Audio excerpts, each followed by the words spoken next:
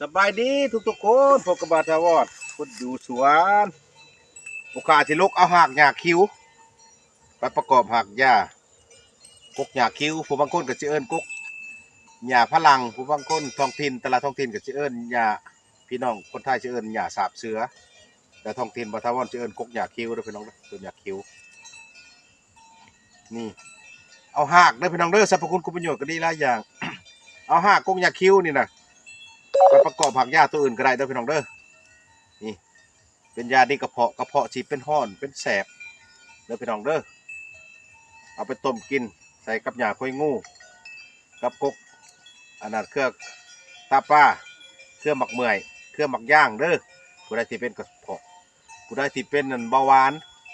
เอาไปใส่กับหักอันกกหมักข้อเด้อหักหมักข้อเด้อต้มกินเด้อพี่น้องเด้อผู้ใดที่เป็นเบาหวานหักหมักข้อและกะของผักอันผักหมักม่วงกระซ้อเด้อพี่น้องเด้อนี่หักยาคิวนี่เด้อผู้ใดที่เป็นโรคน้องใน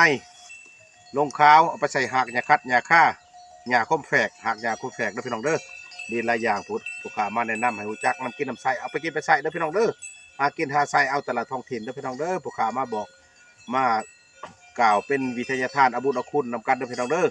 กินแล้วก็ให้ดีให้เศร้าอย่าเจ็บอย่าจนร่ำรวยกันเด้อพี่น้องเด้อสาธุ